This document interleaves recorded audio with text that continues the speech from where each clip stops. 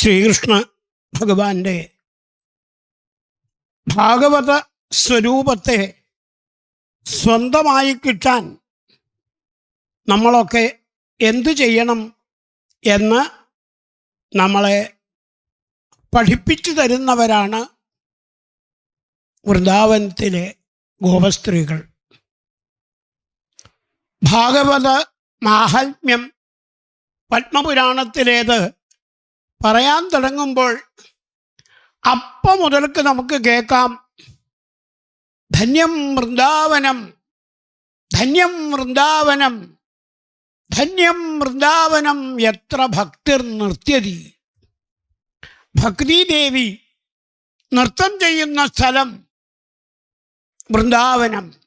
അതാണ് മാഹാത്മ്യത്തിൽ സ്ഥാപിക്കാൻ ശ്രമിച്ചു തുടങ്ങിയത്. സൂതശൗനക സംവാദ രൂപത്തിലാണ് മിക്ക പുരാണങ്ങളും. അതിൽ സൂതനോട് ശൗനകാദികൾ ചോദിച്ച് പറഞ്ഞു കൊടുക്കുന്ന ഭാഗം ശ്രീശുകപരീക്ഷിത് സംവാദമായി 7 ദിവസം കേട്ടതാണ് എന്ന് സൂതൻ സദസ്യരോട് തുറന്നു പറയുന്നുണ്ട്. എന്തിനാണത്? നമുക്കൊക്കെ ഒരു തെറ്റിദ്ധാരണയുണ്ട്. ഭാഗവതം പറയാൻ വന്ന ആചാര്യന്മാരാണ് ബാക്കിയുള്ള ആളുകൾക്കൊക്കെ അഭിവന്ദ്യരായത്. അതുകൊണ്ട് ആചാര്യന്മാരെ എപ്പോഴും നമ്മൾ മാനിക്കണം, നമസ്കരിക്കണം. നമ്മളൊക്കെ വളരെ താഴെ. ആ തോന്നലിന് നേരെ വിപരീതമാണ് ഭാഗവതം നമ്മളോട് പറയണത്. ആചാര്യന്മാരെ അഭിവന്ദിക്കണ്ട എന്നുള്ളതല്ല, ആചാര്യന്മാരെ വന്ദിക്കണം. അതിലുപരി ആചാര്യന്മാർക്ക് ഭാഗവത കഥകള് പറയാൻ, അനുസ്മരിക്കാൻ ചില സങ്കേതങ്ങളും ചില സൗകര്യങ്ങളും ചെയ്തു കൊടുക്കുന്ന ആളുകളെ അധികം മാനിക്കണം. അത് നമുക്ക് സാധിക്കാറില്ല. ആചാര്യനായിട്ട് വന്നിരിക്കുമ്പോൾ എല്ലാവരും ഇങ്ങോട്ട് വന്ദിക്കുമ്പോൾ അങ്ങനെ ഞെളിയ, നന്നായി നന്നായി, നിങ്ങളും വന്നു, എന്നെ നമസ്കരിച്ചുല്ലോ. ഈ ഒരു ഭാവമാണ് ആചാര്യൻ്റെ ഉള്ളിൽ വരണതെങ്കിൽ ഭാഗവതം അത് വെട്ടിത്തിരിച്ച് പറയണു. യൂയം ദ്വിജാഗ്രാപത ഭൂരിഭാഗാഹ.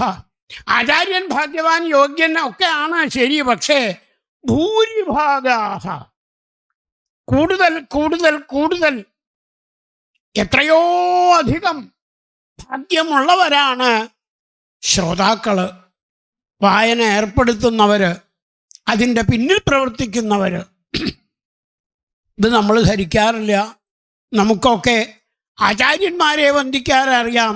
അതേ സമയത്ത് ഇതിനൊരുക്കുന്ന ഓഡിയൻസിനെ, ഇതിന് സൗകര്യം ചെയ്തു തരുന്ന ഓഡിയൻസിനെ പറയുന്നില്ലേ? ഇപ്പൊ കുറച്ചു മുമ്പ് പറഞ്ഞല്ലോ മനു, എന്ത് പറയുന്ന സമയത്ത് അത് മുഴുവനും കേട്ടിരിക്കുന്ന ഭക്തന്മാരെ, ശ്രദ്ധാലുക്കളെ, രസികന്മാരെ, അവരെയാണ് ആദ്യം വന്ദിക്കേണ്ടത്. അതുകൊണ്ടാണ് ഭാഗവതത്തിൽ ആ ശ്ലോകം ചേർത്തത്. വിവത ഭാഗവതം രസം ആലയം മുഹുരഹോ രസികാഹ ഭുവി ഭാവുകാഹ. ഭൂമിയിലെ ഭാഗ്യവാന്മാരായ രസികന്മാരായ ജനങ്ങളെ, ശ്രോതാക്കളെ, നിങ്ങൾ പിബത ഭാഗവതം, ഭാഗവതം വാരിക്കോരി കുടിക്കൂ. രസം പിബത, ആലയം പിബത, മുഹുപ്പിബത, മുഹുർ മുഹുർ മുഹുർ മുഹുർ പിബത. മുഹുർമുഹു എന്ന് ഈ 2 തവണ ചേർത്ത് വായിക്കല അത്രേ എപ്പോഴും സുഖം. സജ്ജനങ്ങൾ പറയാറുണ്ട്. ഇവിടെ മുഹുപ്പിബത എന്ന ഒന്നേ ഉള്ളൂ. ആ മുഹു ശബ്ദത്തിന് എത്ര എത്ര എത്ര എത്ര എത്ര എത്ര എത്ര അധ്യായങ്ങളുണ്ടോ, ശ്ലോകങ്ങളുണ്ടോ, കഥകളുണ്ടോ, അതിനൊക്കെ കൂട്ടിച്ചേർക്കാം. മുഹുർമുഹുപ്പിബത, വീണ്ടും വീണ്ടും കുടിക്കൂ, വീണ്ടും വീണ്ടും കുടിക്കൂ, രസമായിട്ട് കുടിക്കൂ. ആലയം പിബത, ലയം എന്നുള്ളത് കിട്ടിക്കഴിഞ്ഞാലും ആ സമന്താൽ ലയം, അതിനപ്പുറത്തേക്കും കുടിക്കൂ. ലയം കിട്ടിയ കഴിഞ്ഞാൽ പിന്നെ നിർത്തുകയാണോ വേണ്ടത്? വലിയ സംഗീത രസികന്മാർക്ക് അത് നല്ലോണം അറിയാം.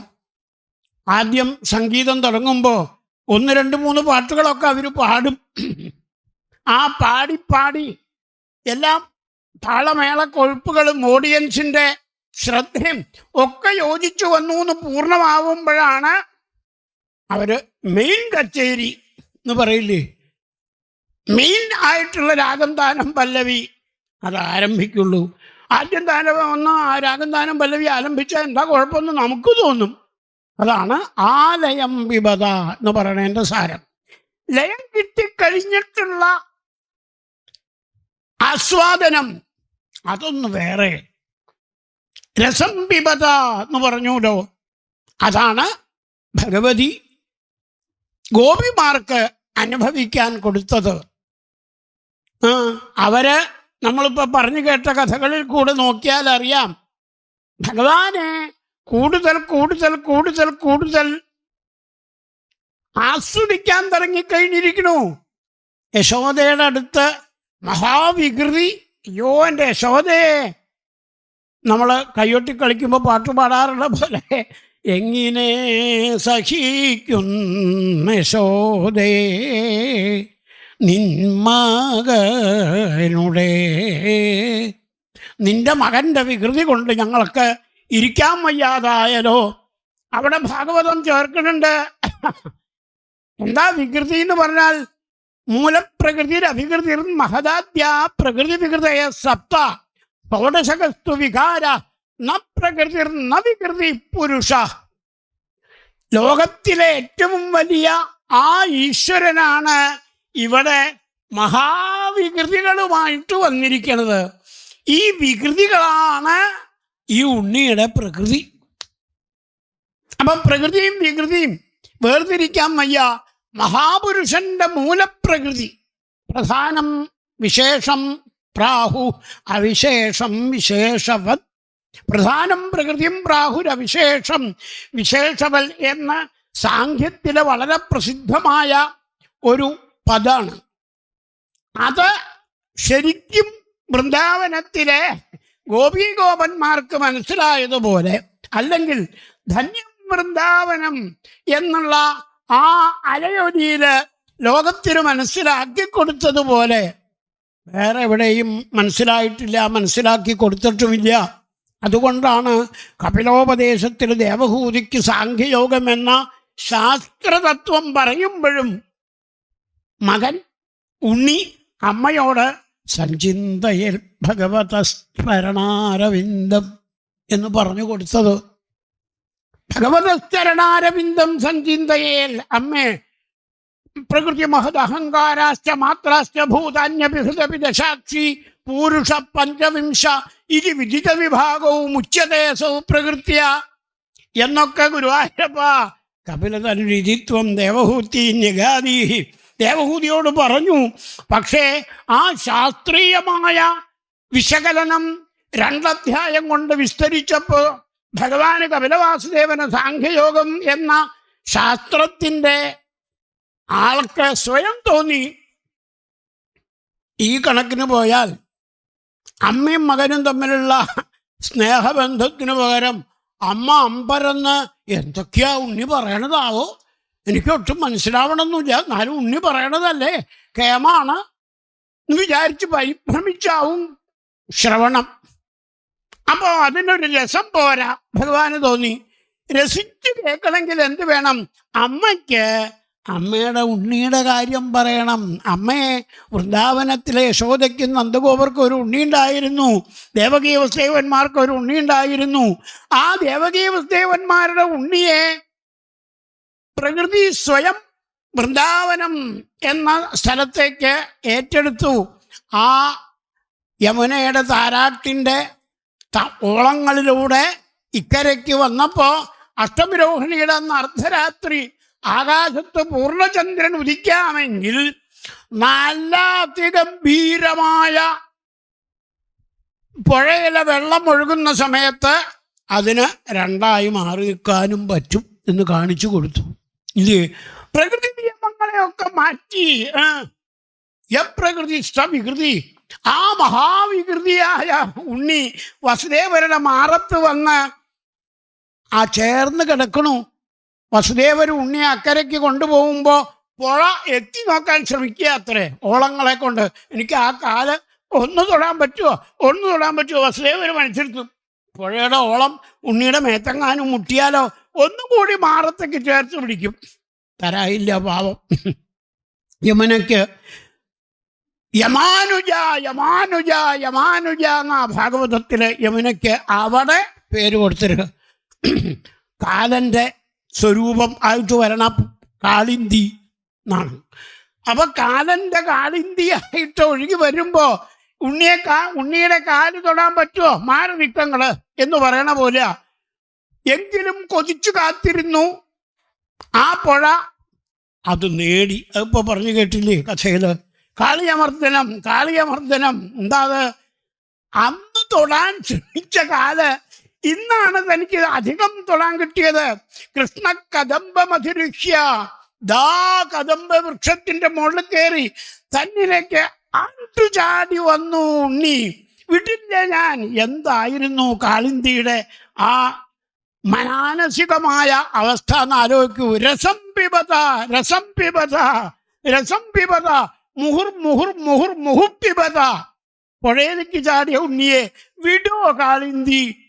പോരാ, പട്ടകരിപ്പാട് ഫോട്ടോ എടുത്ത് പറയാനുണ്ട്. ശതയോജനകം. പുഴയിലെ ഓളങ്ങള് തിരയടിച്ച് മുകളിലേക്ക് അങ്ങോട്ട് കയറിയിട്ട് ഒരു 100 യോജന സ്ഥലത്തേക്ക് പുഴയിലെ വെള്ളം തിരയടിച്ചു വന്നു എന്നാ പറയണത്. പുഴയിൽ വെള്ളം രണ്ടാവില്ലോ 100 യോജന സ്ഥലത്തേക്ക് അടിച്ചാൽ ഇല്ല. മുഹുർമുഹു. ഉണ്ണികൃഷ്ണന്റെ ഒരു പാദത്തിന് പകരം കാളിയന്റെ 1000 ഭണങ്ങളിലും മാറി ചവിട്ടുമ്പോ ഓരോ ചവിട്ടിലും ആ തലയോടുകൂടി കിട്ടുന്നുണ്ട് പുഴയുടെ ഓളങ്ങൾക്കും ആ ഭഗവത് സ്പർശം. അപ്പൊ പുഴയുടെ ഓളങ്ങളുടെ എണ്ണം പോലെയായി കാളിയന്റെ തലയുടെ എണ്ണം പോലെ പുഴയുടെ ഓളങ്ങളും. അപ്പൊ രണ്ടും വേർതിരിച്ചറിയാതെ കണ്ടായി. പുഴ ഇങ്ങനെ ഓളമടിക്കുക, ഉണ്ണികൃഷ്ണന്റെ കാളിയന്റെ തലയിൽ എന്ന പോലെ ചവിട്ടുക. ആ തലതാണും സമുന്നമതി നിശ്വസതോരു ശോചൈ നൃത്യൻ പദ അനുനമയൻ ദമയാംബഭൂവ. അവിടെ ദമനം കിട്ടിയത് കാളിയനാണെങ്കിലോ എന്തെന്നില്ലാത്ത ആനന്ദം മുഴുവനും പൂർണ്ണമായി ലഭിച്ചത് ആ പുഴയ്ക്കായിരുന്നു. അന്നത്തെ ഗംഭീരതോയൗഘജവർമ്മിഭേനില. ഇനി ഇത് വിടാണ്ട് കിട്ടണമെങ്കിൽ എന്ത് വേണം? കാളിന്തി നമുക്കിനി കേൾക്കാം. ഒരു കുളിസേമ്പരം കഴിഞ്ഞാൽ പിന്നെ സത്യഭാമ, ജാമ്പവതി, പിന്നെ ഭഗവാൻ കല്യാണം കഴിക്കണത് ഈ കാളിന്തിയുടെ പ്രതിരൂപമായിട്ട് വന്ന ദേവിയെയാണ് അല്ലേ?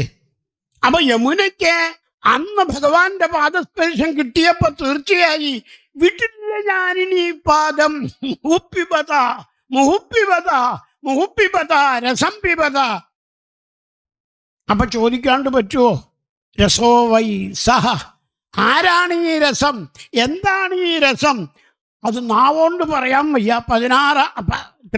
1000 തലയുണ്ടെങ്കിൽ 1000 തലയിൽ 2000 നാവുണ്ടെങ്കിലും പറയാൻ വയ്യ. കാളിയന്റെ കഥ അതാണെങ്കിൽ അനന്തന്റെ കഥ എന്താവും? അതാണ് അറിഞ്ഞു പറയലും അറിയാതെ പറയലും. കാളിയൻ സത്യം പറഞ്ഞാൽ ഒന്നും അറിയാതെ പറയാ.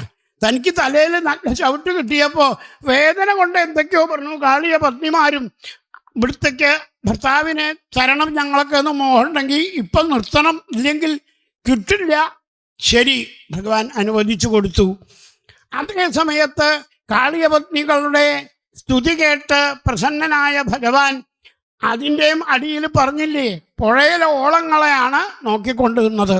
ആ പുഴയിലെ ഓളങ്ങൾക്ക് കാളിയനെ മാറ്റിയാലും ഭഗവാൻ അവിടെ തന്നെ നിന്നാലും ഇനി അവിടുന്ന് വൃന്ദാവനത്തുനിന്ന് മധുരയിലേക്കോ ദ്വാരകയിലേക്കോ പോയാലും ആ പാദം സ്വന്താക്കണം, ആ പരമാനന്ദരസം മുറുകെ പിടിക്കണം എന്ന് തോന്നി.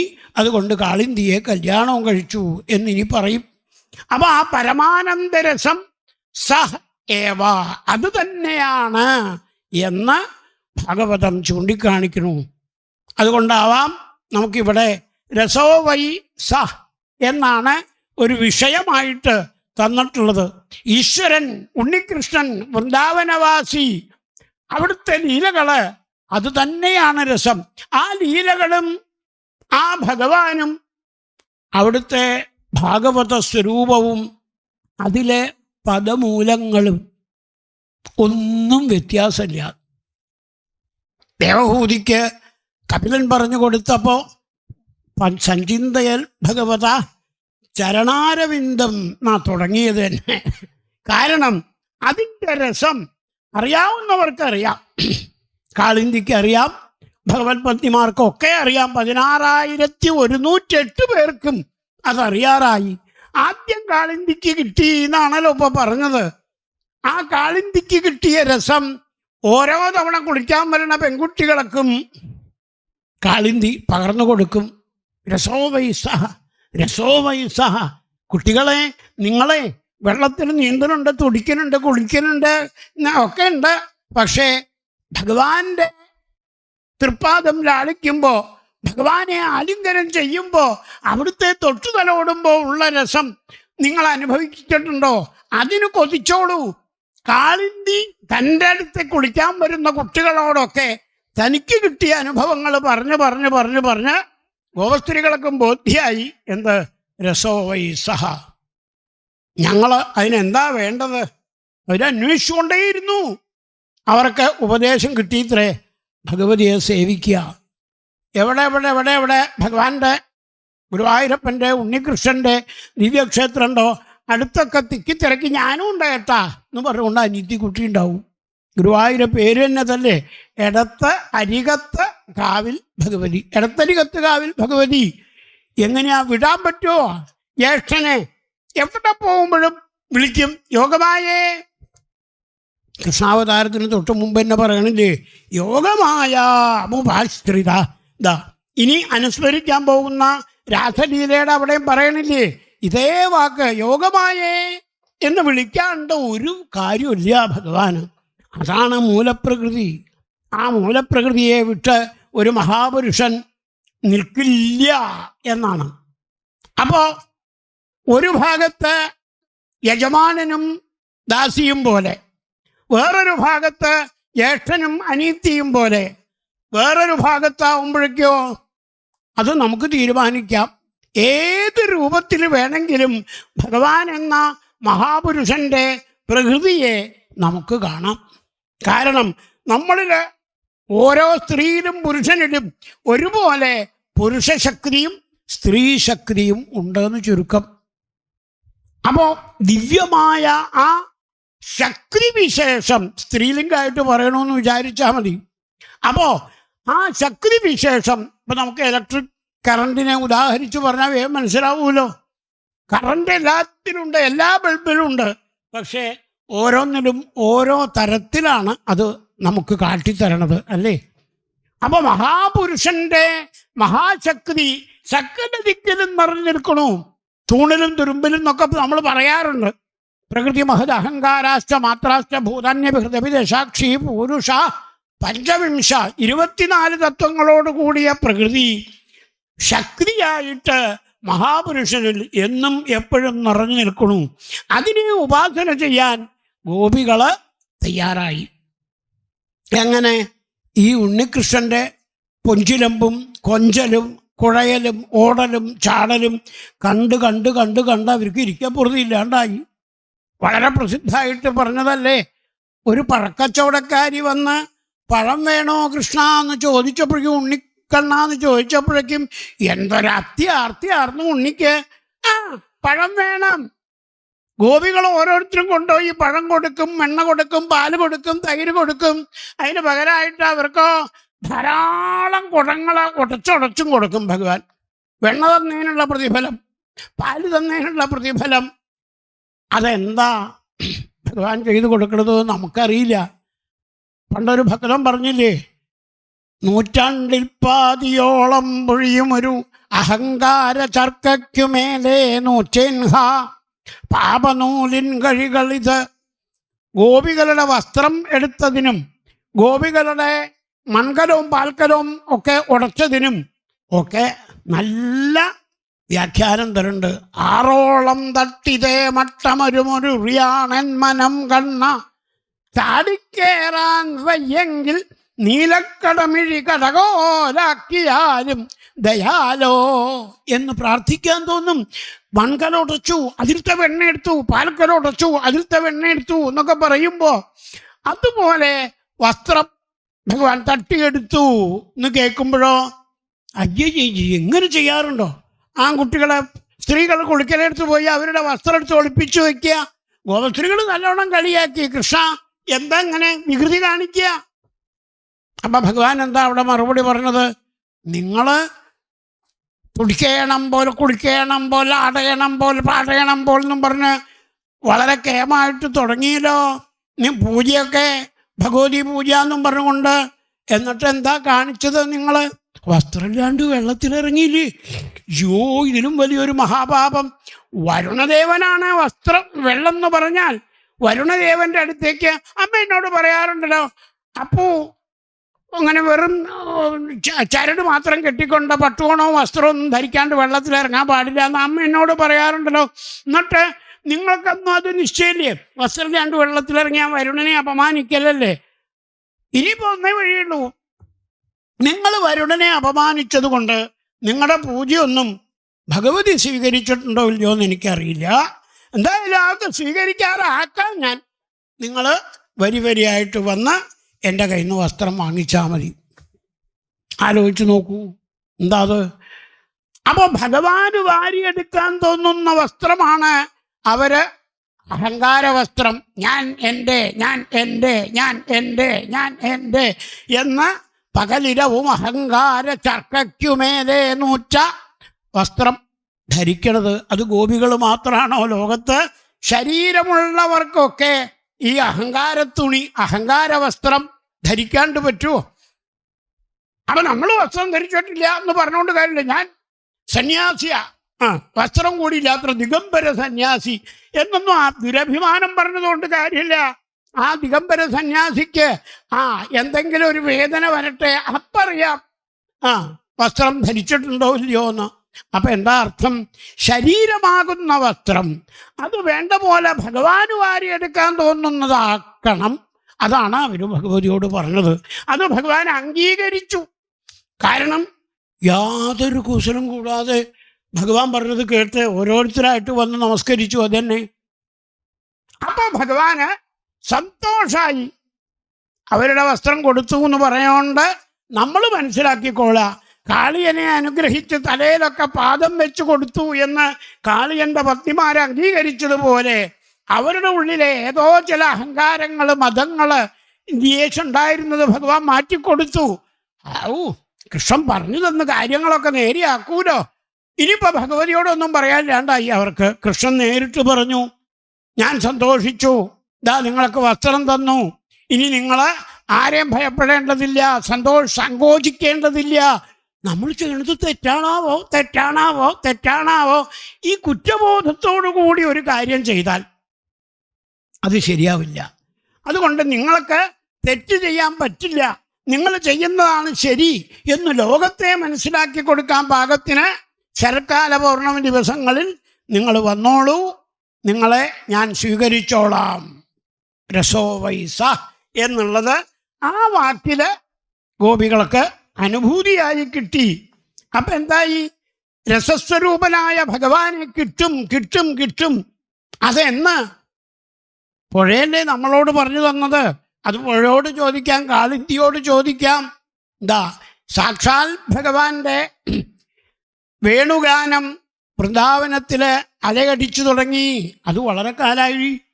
ആ വേണുഗാനം അങ്ങനെ കേൾക്കുമ്പോൾ പ്രകൃതിയിലെ ഓരോന്നിനും വരുന്ന മാറ്റം ഗോപസ്ത്രീകൾ കാണുന്നുണ്ട്. ഉണങ്ങി വാടിക്കരിഞ്ഞ പൂക്കളൊക്കെ വേണുഗാനം അങ്ങോട്ട് തുടങ്ങിയാൽ പതുക്കെ തല ഉയർത്തി നാലുപാടും നോക്കി ഒരു പുനരുജ്ജീവനം കിട്ടിയതുപോലെ ഭാഗവതത്തിലെ ആ വേണുഗാന വർണ്ണന അപാരാണ്. ഓരോ ഗോപികളും അത് കാണുന്നു, അവലോകനം ചെയ്യണു എന്നാണ് ഭാഗവതം പറയണത്. എന്ത് പ്രത്യേകം നോക്കി അവരതറിയാതെ പറയണു. അത് യശോദയോടും കൂടി പറയാൻ തുടങ്ങി കാലഘട്ടം കഴിയുന്നതോടെ. അതാണ് ആദ്യം പറഞ്ഞില്ലേ, അവർക്ക് കുറ്റബോധമുണ്ടോ? നമ്മൾ നന്ദഗോപന്റെ ഉണ്ണിയെ ഇങ്ങനെ മോഹിക്കാൻ പാടുണ്ടോ? കൃഷ്ണായ വാസുദേവായ നന്ദഗോപകുമാരായ ഗോവിന്ദായ. അപ്പൊ നന്ദഗോപന്റെ ഉണ്ണിയെ യശോദാനന്ദനെ വെറുതെ ഇവിടുത്തെ ഈ പെണ്ണുങ്ങളെ ആഗ്രഹിക്കാൻ പാടുണ്ടോ? അതും ഭർത്താവായിട്ട്. എന്താ എന്തിനാ നമ്മളിങ്ങനെ സംശയിക്കണേ? പതിമേ ഗുരു, പതിമേ ഗുരു, പതിമേ ഗുരു. ധൈര്യമായിട്ട് അവര് പുഴ പറഞ്ഞത് തന്നു കൊടുത്തതുപോലെ ഭഗവതിയോട് പ്രാർത്ഥിച്ചു.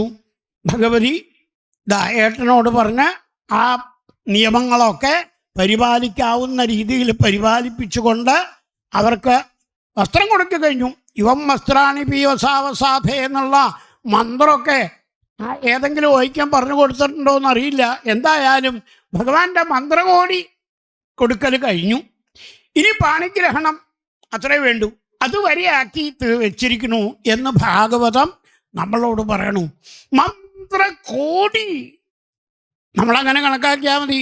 എത്ര എത്ര എത്ര എത്ര കോടിത്തവണ അവർ കൃഷ്ണ കൃഷ്ണ കൃഷ്ണ കൃഷ്ണ കൃഷ്ണ എന്ന് ജപിച്ചിട്ടുണ്ടാവും. ഭാഗവതം അതിൻ്റെ രസമയമായൊരു ഭാഷ പറയുന്നുണ്ട്. ശ്യാമസുന്ദര, ശ്യാമസുന്ദര. കൃഷ്ണൻ എന്നുള്ള വാക്കിന് കറമ്പൻ എന്നാണ് അർത്ഥം. നിങ്ങളെന്നെ കൃഷ്ണൻ എന്ന് വിളിക്കണ്ട, ശ്യാമൻ എന്ന് വിളിച്ചാലോ ഇഷ്ടമാണോ? അതിനും അത് തന്നെ അർത്ഥം. മേഘശ്യാമ സുന്ദരൻ, സുന്ദരൻ എന്ന് ചേർത്ത് വിളിക്കുമ്പോൾ അതിനൊരു മനോഹാരിത കൂടും. ശ്യാമസുന്ദരൻ എന്ന വാക്ക് ഗോപികളിട്ടതാണ് അവരുടെ ഓമനക്കുട്ടന്, അവരുടെ ശ്രീകൃഷ്ണന്, അവരുടെ വല്ലഭനായിട്ട് ഭഗവതി കൊടുക്കാൻ തയ്യാറായ ഭഗവാനെ പതിമേ ഗുരു, പതിന്നോ ഗുരു എന്നല്ല അവർ പറഞ്ഞത്. ഞങ്ങൾക്ക് എന്ന വാക്ക് അവർ ഉപയോഗിച്ചിട്ടില്ല. ഓരോരുത്തരും എനിക്ക് എനിക്ക് എനിക്ക് എനിക്ക് എന്ന് തന്നെയാണ് പറഞ്ഞത്. എന്ന് പറഞ്ഞാൽ വ്യക്തിഗതമായ പരമാനന്ദ രസാനുഭൂതി, രസോപൈസ എന്ന് മനസ്സിലാക്കി അനുഭവിച്ചു ഗോപികൾ ഓരോരുത്തരും.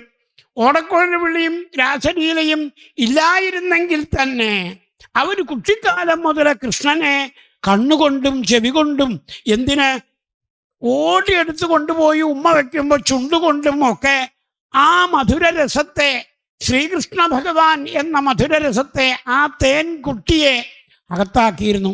ഗുരുവായൂരില് ഭക്തന്മാർ പറയാറുണ്ട്, സച്ചിദാനന്ദക്കട്ട എന്ന് ഗുരുവായൂരപ്പന് ഒരു പേരിട്ടത് ഈ ഗോപികളിൽ കൂടിയാവും. തീർച്ചയല്ലേ?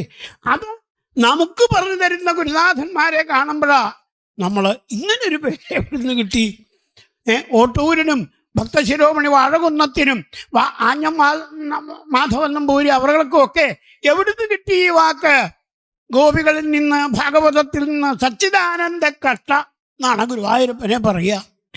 അപ്പൊ ആലോചിച്ച് നോക്കൂ, ബ്രഹ്മ എന്നൊക്കെ പറഞ്ഞ് പട്ടേരിപ്പാട് എത്ര എത്ര എത്ര എത്ര അനിർദ്ദേശ്യേ ബ്രഹ്മണി, നിർദ്ദേശിക്കാൻ വയ്യാത്ത ബ്രഹ്മസ്വരൂപത്തിന് പേരുകൾ കൊടുത്തിട്ടുണ്ട്.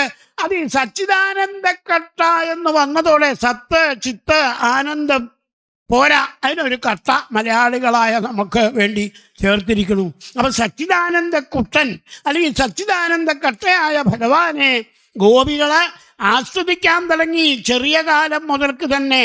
അതിനൊരു പൂർണ്ണരൂപം ഈ ഓടക്കുഴൽ വിളി വന്നതോടെ അവർക്കായിക്കഴിഞ്ഞു. എപ്പോഴും അവർക്കതാ ദേഹാപീഠം നടവരവപു കർണയോ കർണികാരം ബിഭ്രദ്വാസ കനകകപിശം വൈജയന്തീം ചമാലാം രന്ധ്രാൻ വേണോരധരസുധയാ പൂരയൻ. കാട്ടിലുള്ള ഒരു മുളം കഷ്ണല്ലേ, ആ മുളം കഷ്ണത്തിന് കൃഷ്ണന്റെ ചുണ്ടിൽ പറ്റിപ്പിടിച്ച് നിന്ന് ആ അധരസുധ ഇത്രയധികം ആസ്വദിക്കാമെങ്കിൽ ആ രസം, എൻ്റെ പൊന്നോ ഓടക്കുഴലെ, നീ ഞങ്ങൾക്കും ഒന്ന് തരണേ, ഞങ്ങൾക്കും ഒന്ന് തരണേ, ഞങ്ങൾക്കും ഒന്ന് തരണേ. അതല്ലെങ്കിൽ ഒന്നും കൂടി പറയാം, ഞങ്ങൾക്ക് നീ തരില്ലെങ്കിൽ, അതെ നീ ചെവിയിലേക്ക്, കൃഷ്ണന്റെ ചെവിയിലേക്ക് ഇങ്ങനെ നീണ്ടു നിൽക്കുകയല്ലേ, അപ്പം ആ ചെവിയിൽ കുറച്ച് ഞങ്ങളുടെ കാര്യം പറയണേ. അപ്പം ഞങ്ങൾക്ക് കൃഷ്ണൻ നേരിട്ട് തരും. നോക്കൂ, വില്വമംഗലം ഭാവന ചെയ്ത ഫോട്ടോ ആണത്. അധരസുധയാ പൂരയൻ ഗോപവൃന്ദൈ. അധരസുധ കൊണ്ട് ഈ മുളക്കഷ്ണത്തിൽ നിറയ്ക്കുന്നതിനെ ചെവിയിലെ അറ്റത്തേക്ക് ചെന്ന് ചെവിയിൽ ശൃംഗാരം പറയുന്നു ഓടക്കുഴല് എന്ന് പോലും ആക്കി കൊടുത്തു. അവൻ ചെവിയിലെ ശൃംഗാരം പറയലും അധരസുധ ആസ്വദിക്കലും മുളക്കഷ്ണത്തിനാവാമെങ്കിൽ ഭാഗവതം പറയണു നമ്മളോട് വായിക്കോൺ ആയി, എന്തുകൊണ്ട് എനിക്കും ആയിക്കൂടാ എന്നൊന്ന് തോന്നട്ടെ. ഭാഗവത കഥകൾ കേൾക്കുമ്പോൾ ഇത് എവിടെയോ ഏതോ ചില ആളുകൾക്ക് സൂതശൗനകാദികൾക്ക് ശ്രീശുക പരീക്ഷിത് ബന്ധത്തില് വിതുരമൈത്രേയ ബന്ധത്തില് അവിടെ പലർക്കും ഉള്ളത് മാത്രമാണെന്ന് തെറ്റിദ്ധരിക്കരുത്. ഇത് എനിക്കും ആയിക്കൂടെ. മുളക്കക്ഷത്തിനോട് അവർ യാചിച്ചു, ഓടക്കോളിലെ നീ ചെവിയിൽ ചെല്ലുമ്പോ ഒന്ന് പറയണേ ഞങ്ങളുടെ കാര്യം ഒന്ന് പറയണേ കൃഷ്ണനോട്. അത് മോടക്കുഴല് ആ മുളക്കഷ്ണം അത് സമ്മതിച്ചിരിക്കണു. നമ്മൾ മുളക്കഷ്ണത്തിൻ്റെ യോഗ്യത മാഹാത്മ്യത്തിൽ ആദ്യം പറഞ്ഞിട്ടുണ്ട്, നമ്മളത് മറക്കരുത്. എന്താ അത്? പ്രേതമായിട്ട് നിൽക്കുന്ന ആൾക്ക് കേൾക്കാൻ ഭാഗവതം കേട്ടിരിക്കാൻ ഒരു സ്ഥലമില്ല.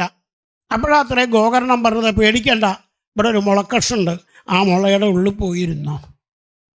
ഭാഗ്യം, സപ്താഹത്തിലെ ഓരോ ദിവസവും വൈകുന്നേരം ഓരോ മുളയുടെ കമ്പ് പൊട്ടി ഒടുവിലത്തെ ദിവസം സപ്താഹം കഴിയുമ്പോൾ അവിടെ ഉണ്ടത്രേ സാക്ഷാൽ ഭഗവാൻ നിൽക്കുന്നു. എല്ലാവരും എണീറ്റു. പോരാ, ആ ഭഗവാന് പോവാനൊരു വിമാനം വൈകുണ്ഠത്തുനിന്ന് വന്നതാത്രേ. ആരാത് എന്താ അതെന്ന് മനസ്സിലാവാഞ്ഞപ്പോൾ ഗോകർണനെ വന്ദിച്ചുകൊണ്ട് ധുന്ധുകാരി പറഞ്ഞു, മുളയുടെ ഉള്ളിലിരുന്ന് വായനം കേട്ട അവിടുത്തെ അനിയനാണ് ഞാനിതാ ഭഗവാന്റെ ലോകത്തിലേക്ക് ഭഗവാന്റെ തന്നെ ശരീരമായിട്ട് ഉയർന്നു പോവുകയാണ്. എന്തിനാ ഭാഗവതം അങ്ങനെ ഒരു രംഗം അവിടെ കാണിച്ചത്? മുളയുടെ ശക്തി മനസ്സിലാക്കൂ. മുളക്കൂട്ടത്തിൻ്റെ ഉള്ളിൽ നിന്ന് വന്ന ആ തരംഗമാലകളൊക്കെ ഇത്രയും വലിയൊരു സ്വരൂപോ. ശ്രീമദ് ഭാഗവതാഖ്യോയം പ്രത്യക്ഷ കൃഷ്ണയേവഹി. ഗോകർണാദികൾ നോക്കിക്കൊണ്ട് നിൽക്കുമ്പോൾ വിമാനം മേലോട്ടുയർന്നു. വിഷ്ണുപാർഷദന്മാർ പറഞ്ഞു അത്രേ, ഇനിയും ആരംഭിച്ചോളൂ, നിങ്ങൾക്കൊക്കെ ഇതുപോലെയുള്ള ശരീരം കിട്ടും. അപ്പൊ നമുക്കൊക്കെ വേണ്ടിയാണത് ആ രംഗം അങ്ങനെ കാണിച്ചത്.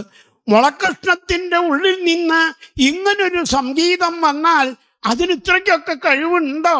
ഉണ്ട്. തുമ്പില്ലാത്ത തലയ്ക്കു കാറ്റു പിടിപെട്ട് ആറ്റിൻ വഴിക്കെന്തിനോ തുമ്പിച്ചാർത്തു തുളച്ച നീ പടുമുളേ പാടുന്നു രാഗാകുലം നിൻപിച്ച് എത്ര വിചിത്രം ഉപ്പുകടലിൻ നേർക്കാടിയും പാടിയും വെമ്പിപ്പോമിവളെ തിരിച്ചരികിലെത്തിക്കാൻ നിനക്കാവതോ. പ്രേംജി എന്ന പ്രസിദ്ധനായ സിനിമാ നടൻ എം പി ഭട്ടേരിപ്പാട് എഴുതിയൊരു ശ്ലോക. വൃന്ദാവനത്തിൽ അത് തെളിയിച്ചു. ആവും, നിനക്ക് ആവതോ എന്ന് ചോദിച്ചു. കവികൾക്ക് ഇങ്ങനെയൊക്കെ പറയാം. ആ മുള അവിടെ നിന്ന് ആടി പാട്ടൊക്കെ പാടുന്നുണ്ട്. അതിൻ്റെ തുളയിൽ കൂടെ വരണ ശബ്ദം പുറത്തേക്ക് വരുമ്പോൾ നല്ല വിസിലായിട്ട് തോന്നത്രേ. മുളക്കഷങ്ങൾ ആടുമ്പോൾ എൻ്റെ തുമ്പി തുളച്ച് തുളയുണ്ടായി. സാധാരണ ഇത്ര തുളാന്ന് മുളക്കക്ഷത്തിന് ഓടക്കോളിൽ വിളിക്കണമെങ്കിൽ നിർബന്ധമാണ്. ഇത് അവിടെ ഇവിടെയൊക്കെ തുളച്ച് അത് കൂടെ ശബ്ദം വരുമ്പോൾ എന്തോ ചില പി ശബ്ദം ഉണ്ടാവണത്.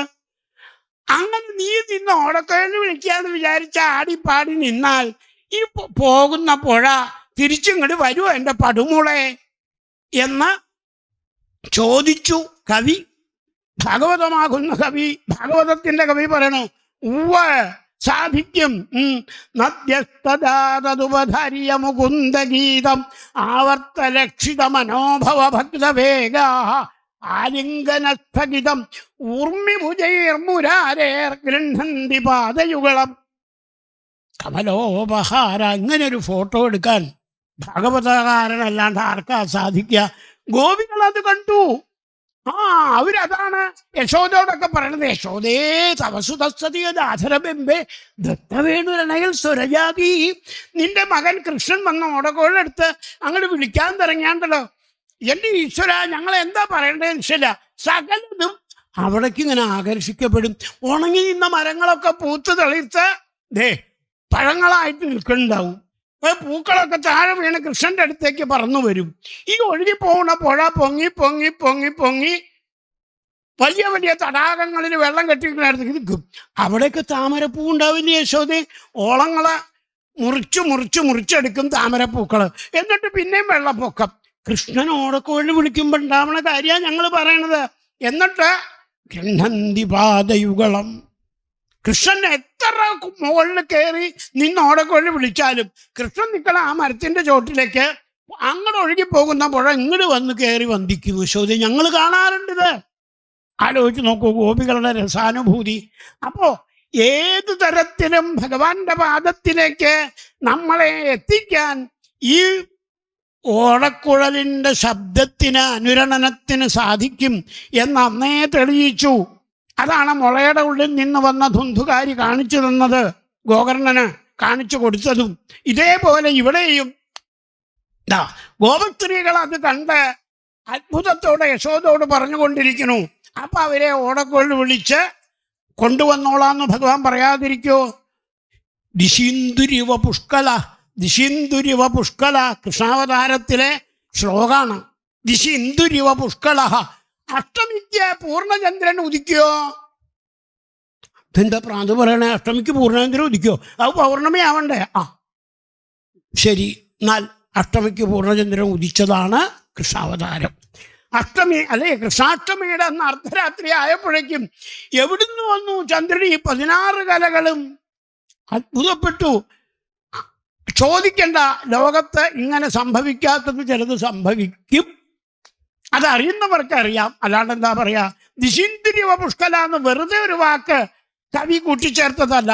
അത് സത്യം, പരം ധീമഹി, പരമമായ സത്യം ഇതാണ്. കൃഷ്ണം പരം ധീമഹി തന്നമാമി ഹരിം പരം. ആ പരമസത്യാണ് പറഞ്ഞത്.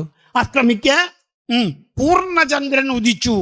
ആ പൂർണ്ണചന്ദ്രൻ ഉദിച്ചത് പിന്നതാ ഗോപികളുടെ ഹൃദയത്തിലാണ് അല്ലേ? വൃന്ദാവനത്തിലെ കല്ലോലമാലകളെ തിരിച്ച് ഭഗവാന്റെ അടുത്തേക്ക് ഓളം ആയിട്ട് വന്ന് തൊട്ടു തലോടാൻ ഉള്ള കൈകളായിട്ട് കണക്കാക്കി. അതുപോലെ ഞങ്ങൾക്കും സാധിക്കില്ലേ എന്ന് അവർ ഭഗവതിയോട് ചോദിച്ചു. ഭഗവതി അതിന് അനുഗ്രഹം കൊടുത്തു. അതനുസരിച്ച് പ്രിയപ്രിയായ ഇവ ദീർഘദർശന, ആ പൂർണ്ണചന്ദ്രനെ നോക്കിക്കൊണ്ട് ഒരു ദിവസം സന്ധ്യയ്ക്ക് ശ്രീകൃഷ്ണ ഭഗവാൻ ഓടക്കുഴൽ ഊതി പരീക്ഷിത്തെ ശ്രീശുഖം പറയണു. കാരണം അവിടെ ശ്രീശുഖ ബ്രഹ്മഋഷിയും അല്പം അധികം വികാരഭരിതനായി. എന്താ അത്? തനിക്ക്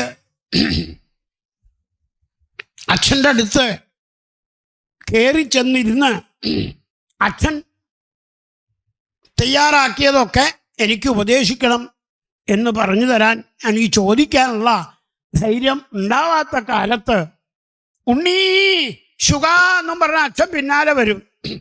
തിരിഞ്ഞു നോക്കാതെ എങ്ങടെയെങ്കിലും അങ്ങോട്ട് പോകും. അതിൻ്റെ പിന്നിൽ ഉണ്ണി തിരിഞ്ഞു നോക്കാതെ പോവുകയും അച്ഛൻ പിന്നാലെ വരികയും ചെയ്തതിന് വ്യാസന് തന്നെ നാണം കെട്ടേണ്ടി വന്നിട്ടുണ്ട്. അപമാനിതനാവുക, അബദ്ധം പറ്റുക എന്നൊക്കെ ഉള്ള പോലെ വേണ്ടി വന്നിട്ടുണ്ട്. സ്ത്രീകൾ കുളിക്കുന്നിടത്ത് കൂടെ മകൻ പോയി.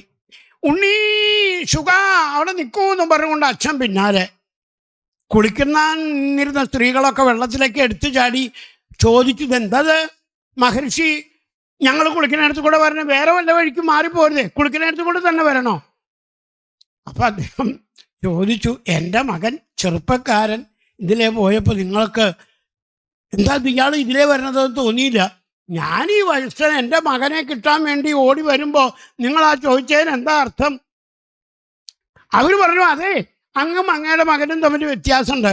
അദ്ദേഹം ഞങ്ങളുടെ മുമ്പ് കൂടെ പോകുമ്പോൾ ഞങ്ങൾ സ്ത്രീകളാണെന്നോ വസ്ത്രം ധരിച്ചിട്ടില്ല എന്നോ കുളിക്കുകയാണെന്നോ ഒന്നും ഓർമ്മയില്ല. കാലദേശാവധിഭ്യാം നിർമുക്തം നിത്യമുക്തം നിഗമശത സഹസ്രേണ നിർഭാസ്യമാനം അസ്പഷ്ടം ദുഷ്ടമാത്രേ പുനരുരു പുരുഷാർത്ഥാത്മകം ബ്രഹ്മതത്വം തത്താവൽഭാതി സാക്ഷാത് എന്നാ ഞങ്ങൾക്ക് തോന്നുന്നത്. അതാണ് ഞങ്ങൾ കുളിക്കുകയാണ്, വസ്ത്രമില്ല, സ്ത്രീകളാണ്, അത് പുരുഷനാണ്, ഇതൊന്നും തോന്നണില്ല. അങ്ങ് വരുമ്പോൾ അത് തോന്നുന്നുണ്ട്. അപ്പൊ ആരുടെയാ കുറ്റം? ഞങ്ങളുടെ കുറ്റമല്ല, അങ്ങയുടെ ഉണ്ണിയുടെ യോഗ്യത. ആരോഗ്യം തോന്നരുത്, സത്യം പറഞ്ഞാൽ അങ്ങക്കില്ല എന്ന് ഇപ്പൊ ഞങ്ങൾക്ക് മനസ്സിലായി. വ്യാസൻ പുത്രേതി തന്മയതയാ തരവോഭിനേതു. ഇനി വിളിച്ചു നടന്ന് ഉണ്ണിയെ വിഷമിപ്പിക്കലില്ല തീർച്ചയാക്കി ആശ്രമത്തിൽ തന്നെ വന്നിരുന്നു. ഭഗവാൻ പറയേ, വ്യാസ പേടിക്കണ്ട, ത്വദീയ തനയ ശുകവൻ മനോജ്ഞം ബ്രൂതേ, ശുകവൻ മനോജ്ഞം ബ്രൂതേ. തത്ത തത്ത പറയണ പോലെ, കിളി കിളി പറയണ പോലെ അങ്ങയുടെ എല്ലാ പുരാണങ്ങളും പാടും. ഏതെങ്കിലും ചില പുരാണം അങ്ങിരുന്ന് വായിച്ചോളൂ, മകൻ വരുമ്പോൾ അത് കേൾക്കട്ടെ. അങ്ങയുടെ മുമ്പിൽ ഇവിടെ വന്നിരുന്ന് ചോദിക്കും. നാരദൻ പറഞ്ഞ് വ്യാസൻ ഭാഗവതം നിർമ്മിച്ചപ്പോ ഭാഗവതത്തിലെ വൃന്ദാവനത്തിൽ ശ്രീകൃഷ്ണ ഭഗവാൻ ഓടക്കോഴി വിളിക്കുന്ന ദിവ്യരംഗം വർണ്ണിക്കുന്ന ശ്ലോകമാണത്രേ ചൊല്ലിയിരുന്നത്. അത് കേട്ട് ഈ പാറിപ്പറന്നു പോയ കിളി തിരിച്ചു വന്നു, അച്ഛൻ്റെ കാക്കൽ വീണ് നമസ്കരിച്ചു. മഹ്യം പുത്രായ ശാന്തായ പരംഗുഹ്യം ഇതം ജഗവും ഭാഗവതത്തില് അങ്ങനെ എഴുതി വച്ചിട്ടുണ്ട്. ശ്രീശുകൻ പറയാ, പരീക്ഷിത്തെ, ഞാൻ അച്ഛനെ ചെന്ന് നമസ്കരിച്ച് എനിക്കും അച്ഛൻ എല്ലാം ഉപദേശിച്ചു തരണം എന്ന് പ്രാർത്ഥിച്ചപ്പോൾ അച്ഛൻ എന്നെ വാരിയെടുത്ത് മടിയിൽ വെച്ച് ഇതം ഗുഹ്യം ജഗവും, ഞാൻ കേട്ട ആ ശ്ലോകം, ബരുഹാപീഠം നടവരവു കർണയോ കർണികാരം ബിഭ്രദ്വാസ കനകകപിശം വൈജയന്തീഞ്ചമാലാം രന്ധ്രാൻ വേണോരധരസുധയാ പൂരയൻ ഗോപവൃന്ദേർ വൃന്ദാരണ്യം സ്വപചരമണം പ്രാവിശൽ ഗീതകീർത്തി എന്നുള്ളത് ഉപദേശിച്ചു തന്നു. അത് മകന് ഉപദേശിച്ചു കൊടുക്കാൻ സാധിച്ചപ്പോൾ അതോടൊപ്പം ബാക്കിയുള്ള ഭാഗവതം മുഴുവനും പൂർണ്ണമായിട്ട് ഉണ്ണിക്ക് വേണമെന്ന് തോന്നി കൊടുത്തപ്പോൾ കൃതാർത്ഥതയുടെ പൂർണ്ണതയിലേക്ക് എത്തി വേദവ്യാസൻ. അത് നാരദനറിയാം. നാരദൻ അതാണ് ഈ വൃന്ദാവനത്തിലെ ഭക്തിജ്ഞാന വൈരാഗ്യങ്ങളോട് പറയാൻ വിട്ടുപോയത്. അതുകൊണ്ട് നാരദനെ അത് ഓർമ്മിപ്പിച്ച കഥ മാഹാത്മ്യത്തിൽ കേൾക്കാം. സനകാദികളാണ് അത് ഓർമ്മിപ്പിച്ചത്. അപ്പൊ സനകാദികൾക്ക് പൂർണ്ണത തോന്നിയ, നാരദന് പൂർണ്ണത ഉണ്ടാക്കി കൊടുത്ത, ശ്രീശുകനും പൂർണ്ണത നേടിയ ആ ഭാഗവതത്തിലെ വേണുഗാന ലോലന്റെ മുളക്കഷ്ണത്തിന് കൂടി പരമാനന്ദം ഉണ്ടാക്കി കൊടുക്കുന്ന ഓടക്കുഴൽ വിളി, അത് എല്ലാ മുളക്കഷ്ണം ഉണ്ട്. നവദ്വാര സമന്വിതമായ ഒരു മുളക്കഷ്ണമാണ് നമ്മുടെ ശരീരം എന്ന് വിചാരിക്കുന്നവർക്കൊക്കെ അവകാശമായിട്ട് രസോ വൈസഹ എന്ന മട്ടിൽ കിട്ടും. അത് അന്ന് ഭഗവാൻ ബോധ്യപ്പെടുത്തി ഗോപികളെ വിളിച്ചപ്പോൾ. പൂർണ്ണചന്ദ്രൻ നിറഞ്ഞിരിക്കുന്ന ദിവസം, ശരത്കാല പൗർണമി ദിവസം, ഓടക്കുഴൽ വിളി കേട്ട് ഓരോ ഗോപികളും, കൃഷ്ണൻ നമ്മളോട് പൗർണമി ദിവസം, ശരത്കാല പൗർണമി ദിവസം വിളിക്കാന്ന് പറഞ്ഞിട്ടില്ലേ, ദേ വിളിക്കണു. ഓരോ ഗോപിക്കും ഭാഗവതം പറയണത് അനുസരിച്ച് നോക്കുമ്പോൾ 110 കോടി ഗോപികളുണ്ടെന്നൊക്കെയാണ് സജ്ജനങ്ങൾ പറയണത്. എന്തായാലും അവർക്കൊക്കെയും അവരവരുടെ പേരുകൾ അത്രയും രാഗമാലികകളുടെ പേരുകളാക്കി വിളിച്ചുകൊണ്ടേയിരിക്കണു കൃഷ്ണൻ എന്നാണ്. അനുരാഗവതികളൊക്കെ രാഗമാലികകളായി ഭഗവാന് വന്നു സമർപ്പിച്ചു. ഗൃഹന്തി പാദയുഗളം കമലോപഹാര, ഗൃഹന്തി പാദയുഗളം കമലോപഹാര. പുഴ താമരപ്പൂക്കളുമായിട്ട് വന്ന് ഭഗവാനെ ഏത് കുന്നും പുറത്തും വന്ന് പുഷ്പാഞ്ജലി ചെയ്യുമെങ്കിൽ ഈ അനുരാഗവതികള് ഇനി വെറുതെ ഇരിക്കുമോ വീട്ടില്? പരീക്ഷിത്തെ ശ്രീശുകം പറയണു, ഓടക്കുഴൽ വിളി കേട്ട് ഓരോരുത്തരും വന്നു ഭഗവാന് സമർപ്പിക്കാൻ തുടങ്ങി. അവരവരുടെ കയ്യിലുള്ള മാലകള്, പൂക്കള്, സകലതും, കുന്നിക്കുരു, മഞ്ചാടിക്കുരു, എത്ര ഇഷ്ടാ കൃഷ്ണന്. പോരണ വഴിക്ക് അതൊക്കെ വാരിക്കൊണ്ടുവന്ന് ഭഗവാന് കൊടുക്കുക. താസ്തഥ അവരെ കണ്ടു. ഭഗവാൻ പറഞ്ഞു, എന്താ എല്ലാവരും വന്ന് എൻ്റെ മുമ്പിൽ ഇങ്ങനെ നിൽക്കുന്നത്? അതെ, ഞാൻ അറിയാഞ്ഞിട്ട് ചോദിക്കുക, നിങ്ങളൊക്കെ പാടെ എൻ്റെ അടുത്ത് ഈ സന്ധിക്ക് വന്ന് ദൃഷ്ടം വനം കുസുമിതം രാകേശകര രഞ്ജിതം യമുനാനിലൈ തരു വല്ലഭ ശോഭിതം, വൃന്ദാവനത്തിൻ്റെ ഭംഗി കാണാൻ വന്നതാണെങ്കിൽ ശരിയാ, എനിക്ക് തോന്നാറുണ്ട് ഇവിടെ എങ്ങനെ നോക്കി നിൽക്കണമെന്ന്. എന്നാലേ വേഗം ഭംഗിയൊക്കെ കണ്ടു വേഗം, ഇനി ഇരുട്ടല്ലേ, രാത്രിയായാൽ നിങ്ങളുടെ സഹോദരങ്ങളോ ബന്ധുക്കളോ ഭർത്താക്കന്മാരോ ഒക്കെ അന്വേഷിച്ചു വന്നാലോ, അതുകൊണ്ട് വേഗം പൊക്കോളൂ. യാതമാചിരം, വേഗം പോവൂ, അധികം നേരം ഇവിടെ നിൽക്കണ്ട എന്ന് പറഞ്ഞു എന്നാണ് ഗോപികൾക്ക് തോന്നിയത്. പരീക്ഷിത്തെ, കൃഷ്ണൻ ഞങ്ങളെയൊക്കെ വിളിച്ചു വരുത്തി കളിയാക്കുക, ഇതെന്താണ് പൊക്കോളാൻ പറയണത് എന്നങ്ങോട്ട് തോന്നിയപ്പോൾ നമ്മൾ ചില ഉദാഹരണങ്ങൾ പറയാറുണ്ട്. കാല് നിൽക്കണയിടത്തെ കാലിൻ്റെ അടിയിലത്തെ മണ്ണോടെ അങ്ങോട്ട് ഒഴുകിപ്പോയി എന്ന് തോന്നിയെന്നൊക്കെ വാസ്തവത്തിൽ ഗോപികളൊക്കെ അപ്പം തോന്നിയിട്ടുണ്ടാവും. അത് അവർ തളർന്ന് കുഴഞ്ഞ് വീണില്ല എന്ന് മാത്രം. മയുവം വിഭോരുഹതി ഭവാൻ ഗതിതും നൃശംസം, എന്താ അങ്ങനെ ക്രൂരമായിട്ടുള്ള വാക്ക് കൃഷ്ണൻ പറയണത്? ഇനി പൊക്കോളൂ എന്ന് പറയാനാണോ ഞങ്ങളെയൊക്കെ വിളിച്ചു വരുത്തിയത്? എന്നാലേ ഞങ്ങൾ ഒരു കാര്യം വിളിച്ചോട് പറയാം. പാദൗപദം ന ചലതസ്തവ പാദമൂലാം ഹൃയം അധോകരവാമകിം വ. ഞങ്ങളെ അങ്ങനെ കൃഷ്ണൻ പറഞ്ഞാൽ അങ്ങോട്ട് പോകുന്നില്ല. ഓടക്കൊള്ളി വിളിച്ചപ്പോ വേഗം വന്നു, ശരി, അതുപോലെ പോക്കോളൂ എന്ന് പറഞ്ഞാൽ അങ്ങോട്ട് പോകുന്ന വിചാരിച്ചേ. പോവില്ല പോവില്ല പോവില്ല. ഒരടി ഇവിടുന്ന് പിന്നാക്കം വെക്കാൻ ഞങ്ങൾ തയ്യാറല്ല.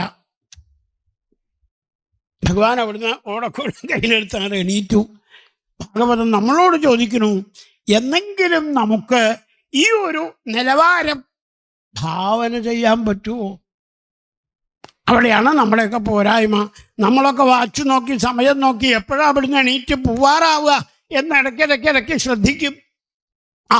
കാലദേശാവധിഭ്യാം നിർമുക്തമായ ഭഗവാന്റെ അടുത്ത് വന്ന് എപ്പോഴാണ് അവിടുന്ന് പോവാറാവുക എന്ന് നോക്കണ്ട.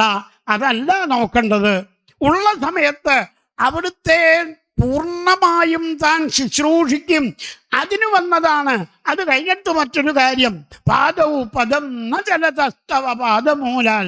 ഭാഗവത സ്വരൂപനായ ഭഗവാന്റെ മുമ്പിൽ നിന്ന് പാദമൂലാൽ, പദമൂലങ്ങൾക്ക് മുമ്പിൽ നിന്ന് അടിയങ്ങൾ ഒരിക്കലും വിട്ടുപോവില്ല എന്ന് പറയണം. പദം ന ചലതസ്തവ പാദമൂലാൽ.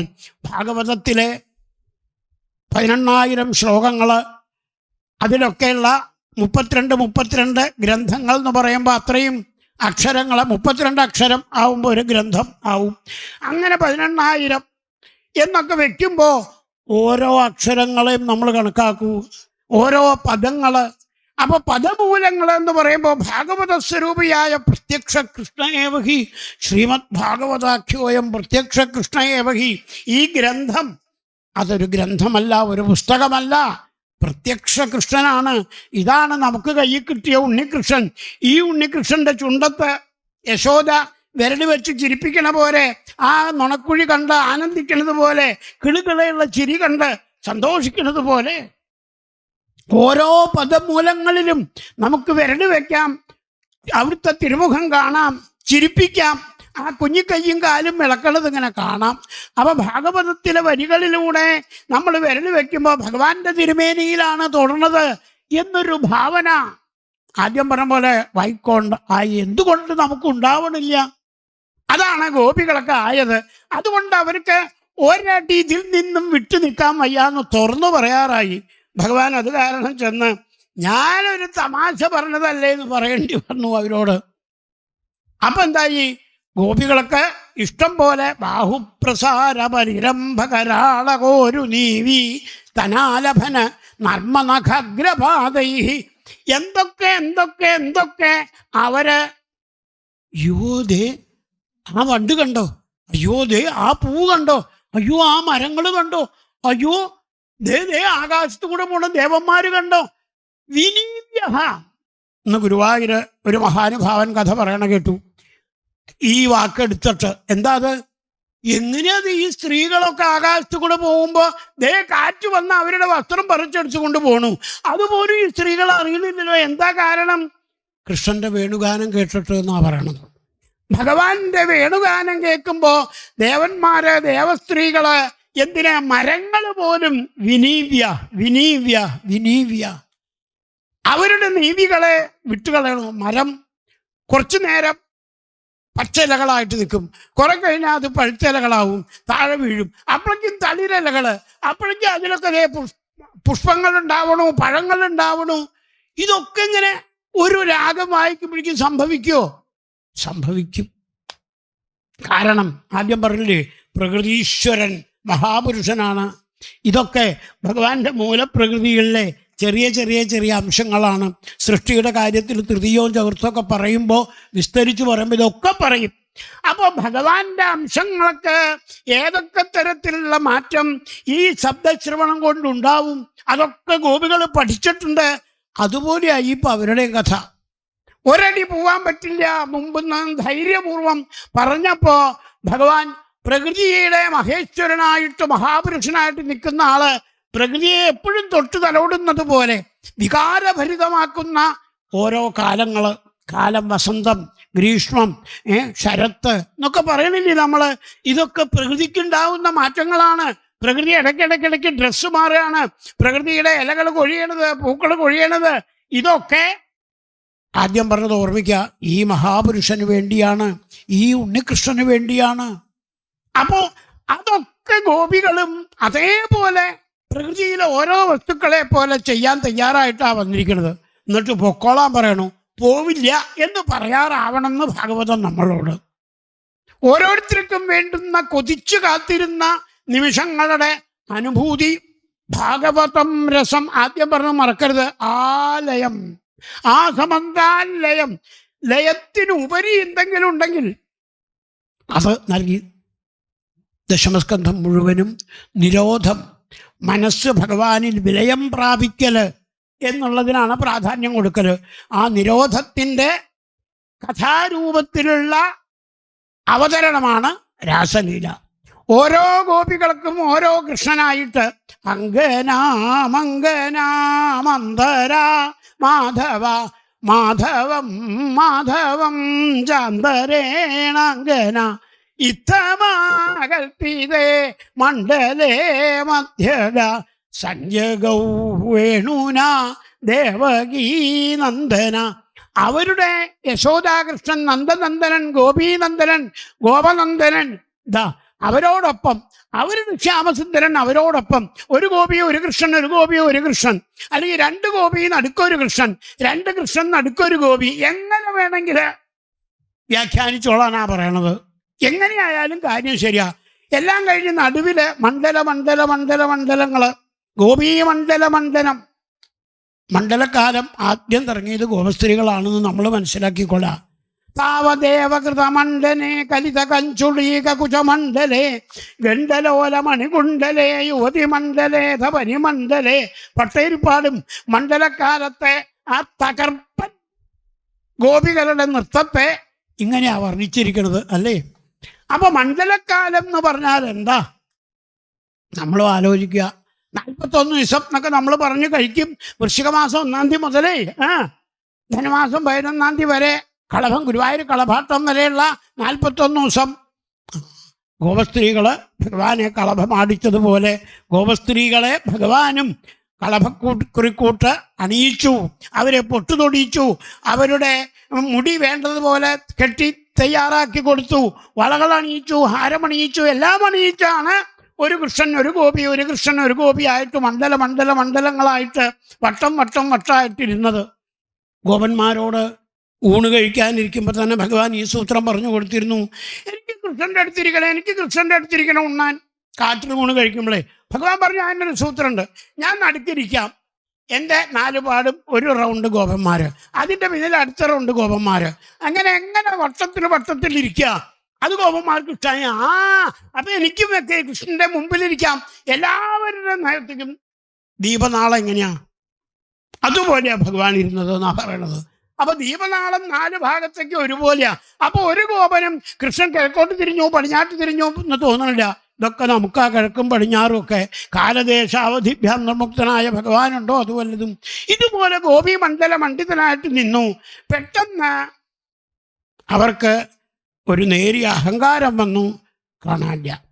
നമ്മൾ പറയാം, അയ്യോ കറണ്ട് പോയി എന്ന് പറയണ പോലെ കൃഷ്ണനെ കാണാനില്ല. തോളൂ തപ്പി പിടിച്ചപ്പോൾ കണ്ടില്ല, അയ്യോ ഇതു ചെയ്യല്ലേ കണ്ണ.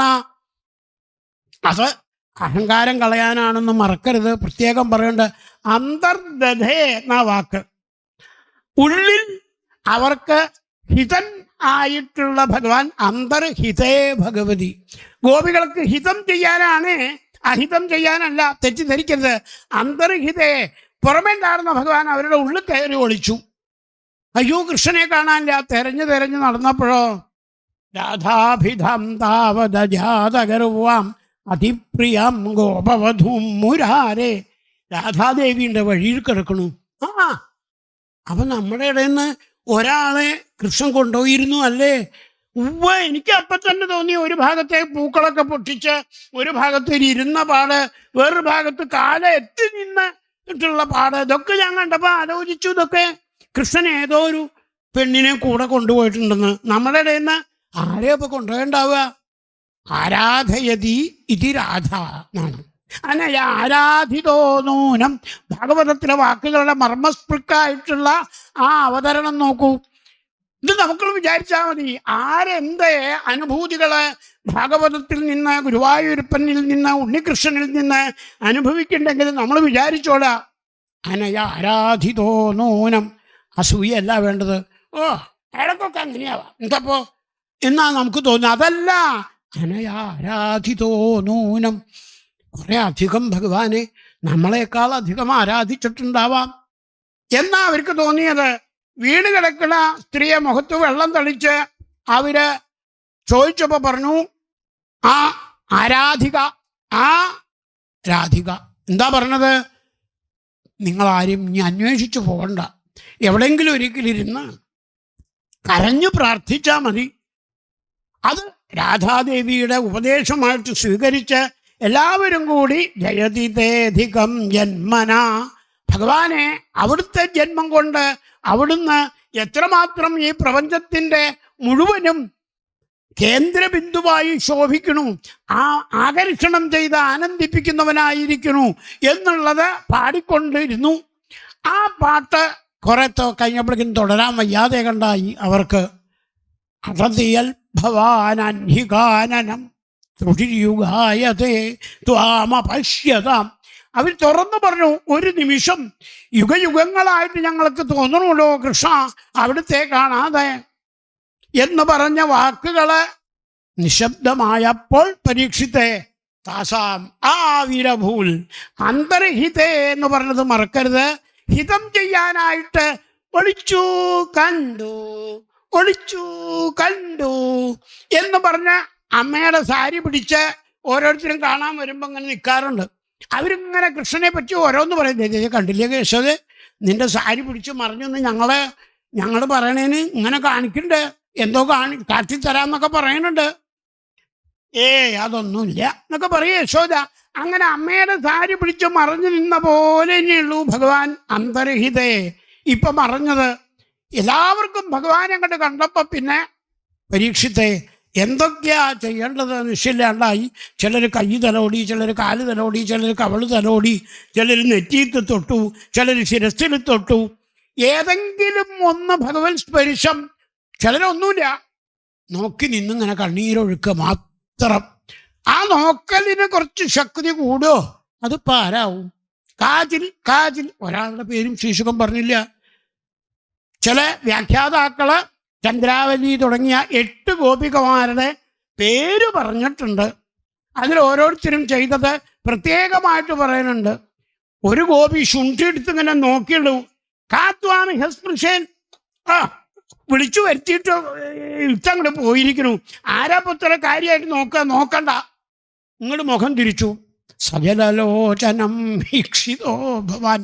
ആ നോക്കണ്ടെന്ന് പരിഭവം പറഞ്ഞ് കടക്കണ്ണ കൊണ്ട് നോക്കിയത് ഭഗവാൻ വെച്ചിട്ടുണ്ട് ഉള്ളില്. അതാണ് രുക്മിണിയോട് പറയണത്. വൃന്ദാവനത്തിൽ നിന്ന് എപ്പോഴും തരാവാറുണ്ട് എൻ്റെ രുക്മിണി. ശുണ്ഠി എടുത്തിട്ടുള്ള നോട്ടം, ചുണ്ട് കടിച്ചിട്ടുള്ള നോട്ടം, പുരികം വളച്ചിട്ടുള്ള നോട്ടം, അതൊന്നും രുക്മിണിയുടെ കയ്യിൽ നിന്നും ശുണ്ഠി എടുത്തുണ്ടാവുമോ എന്നറിയാൻ വേണ്ടി ഞാൻ പറഞ്ഞതാണ് എന്ന് രുക്മിണിയോട് തുറന്നു പറയുന്നുണ്ട് ഭഗവാൻ. അതാണ് ഈ നോട്ടം ഭാഗവതത്തിൽ പറയണത്. ദേഷ്യത്തോടെ ഭഗവാനെ നോക്കി, പുരികം വളച്ച് പല്ല് കൊണ്ട് ചുണ്ട് കടിച്ചുകൊണ്ട് എന്നാണ്. അത് ഭഗവാൻ ഹൃദയത്തിൽ ഫോട്ടോ എടുത്ത് വെച്ചിട്ടുണ്ട്. അപ്പോ ഏത് ഭാവവും, കാമം, ക്രോധം, ലോഭം, മോഹം, മതം, മത്സരം, അസൂയ, കുനുഷ്ഠ, കുശുംബ, ഇതൊക്കെയാണ് നമുക്ക് ഭഗവാന്റെ മുമ്പിൽ സമർപ്പിക്കാനുള്ളത്. ഇത്തരം ഭാവവികാരങ്ങളും കൂടി ഭഗവാന് സമർപ്പിക്കാം എന്ന് കാണിച്ചു. ഇതാ ഭഗവാൻ ഓരോ ഗോപികളോടും കൂടെ പിന്നെ തതശ്ച കൃഷ്ണോപവനേ ജലസ്ഥല പ്രസൂനഗന്ധാനില യുഷ്ടദിക്തടേ ചാര ഭൃംഗപ്രമദാഗണാവൃതോ യഥാ മദച്ഛുദ്വിരദക്കരേണുഭി. അവിടുന്ന് എല്ലാ വണ്ടുകളോടും ഏത് പൂക്കളിലും ചെന്നിരിക്കാം കൽപ്പന കൊടുത്തിട്ടുണ്ട്. ഇതുപോലെ ഗോപികളുടെ ആ ഭ്രമരം നീലവണ്ട് എല്ലാ ഹൃദയങ്ങളിലും ചെന്നിരുന്ന് തേൻ കുടിച്ചുകൊണ്ടേയിരിക്കുന്നു. നമുക്കും അതാണ് രാസലീലയിൽ പ്രാർത്ഥിക്കേണ്ടത്. ഞങ്ങളുടെ വാക്ക്, ഞങ്ങളുടെ ഹൃദയം, ഇതൊക്കെ അവിടുത്തേക്ക് വന്ന് ആസ്വദിക്കാവുന്നതാക്കി മാറ്റണേ എന്ന് ഗോപികൾ പ്രാർത്ഥിച്ചതുപോലെ നമുക്കും പ്രാർത്ഥിക്കാം. ഭഗവാന്റെ ആ രാസലീലയുടെ പരിപൂർണതയിൽ ബ്രഹ്മസ്വരൂപമായി നിന്ന ഓരോ ജീവനും താനാണ് താനാണ് താനാണെന്ന് തോന്നിച്ച ആ ലീല ഇത്ര മധുരമനോഹരമായി രസമായി പറഞ്ഞു തന്ന ശ്രീശുകനെയും ഇതാ നമ്മുടെ ഗുരുനാഥന്മാരായ സജ്ജനങ്ങളെയും വന്ദിച്ചുകൊണ്ട് വാക്കുകൾ അല്പസമയം വൈകി ഇവിടെ സമർപ്പിക്കുകയാണ് സജ്ജനങ്ങളുടെ മുമ്പിൽ. എല്ലാവരും ഈ വാക്കുകളുടെ ഗുണമേന്മകളെ പറ്റി ഓർക്കാതെ അത് മുഴുവനും ഗുരുവായൂരപ്പൻ ഭഗവാൻ സജ്ജനങ്ങള് ഗോപീഹൃദയങ്ങള് ഗോപഹൃദയങ്ങള് ഭഗവത് പ്രേമം നിറഞ്ഞു തുളുമ്പുന്ന ഹൃദയങ്ങള് പകർന്നു തന്നത് നമ്മളല്പം രുചിച്ചു നോക്കിയതാണ് എന്ന മട്ടിൽ സ്വീകരിക്കാൻ പ്രാർത്ഥിക്കുന്നു.